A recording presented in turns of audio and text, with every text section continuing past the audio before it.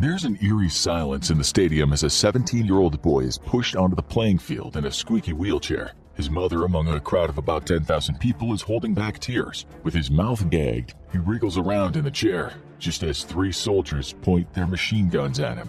9 shots are fired. His chest explodes. There's a collective gasp in the crowd, then silence, followed by frantic, rapturous clapping that lasts 10 whole minutes. Can you imagine being in that crowd? Being the parent of the victim, a spectator expected to clap. Sounds crazy, but this is life in North Korea. So, what had this young man done to deserve 9 bullets in the chest? The answer is K-pop.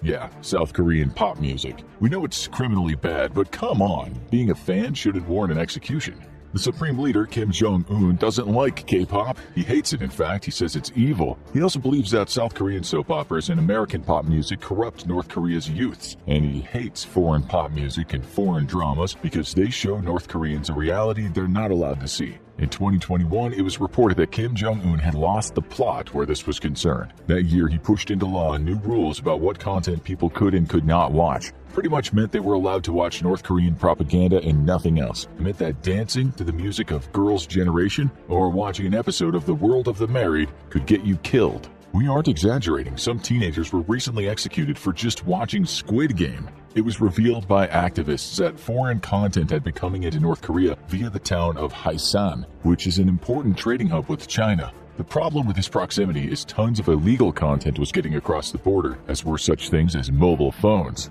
North Korean security services got busy hunting this content down. When they found it, often on teenagers, the kids were sometimes executed, sometimes in front of their classmates, sometimes in front of their parents in stadiums, as you've just heard. So, crazy law number 1, death for listening to pop music and watching silly dramas. The regime calls them anti-socialist and non-socialist. They're really strict about it these days. A North Korean NGO said in 2019 that it had discovered 318 execution sites in North Korea. People were shot down in public schools, stadiums, markets, and rice fields, with the crime being anything from watching a foreign soap opera to stealing someone's cow. A defector said that when he was in a prison camp in the 2000s, he and about 80 other inmates were forced to watch 3 women being executed. They've been charged with having ideas about running off to China. So one law in North Korea could be said to be the first rule about North Korea is you do not talk about North Korea. Not to anyone else anyway. We explain later what happens if you have the audacity to make an international phone call. The executions are almost always by firing squad, although there has been the odd hanging now and again. Usually the victims are lined up. 3 soldiers do the shooting, firing off 3 rounds. One defector said he'd seen it happen. He noted that the soldiers were upset about it. He said they were drunk.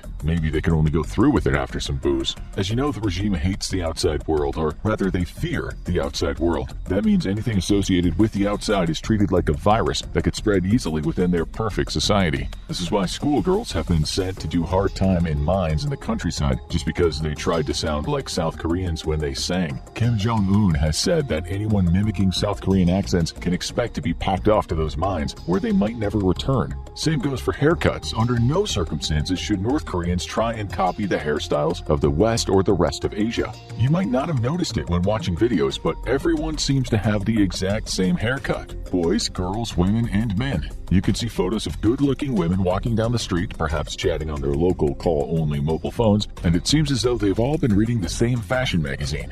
It's got nothing to do with personal choice. They have to look that way because if one of them decides to branch out and look like Ariana Grande, they might end up in the mines. Same goes for the men. That regime has approved just 28 hairstyles, but none of them are what you might call risque. Men are told they should keep their hair short, but never totally shaved. If it gets longer than 5 centimeters, almost 2 inches, it's time for a cut. Flat tops, a North Korean favorite, are recommended. Women can grow their hair into a bob, but not very long. And no way can they have it really short. That would look too manly, too rebellious.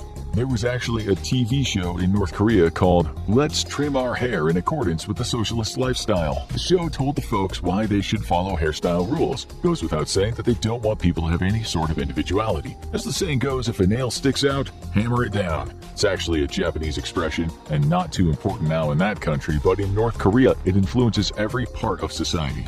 Spiky hair, green hair, or messy hair does not adhere to socialist values, said the TV show. In one episode in 2005, a guy was dragged off the streets. His hair was all over the place. The TV presenter said to the people watching, "We cannot help questioning the cultural taste of this comrade, who is incapable of feeling ashamed of his hairstyle."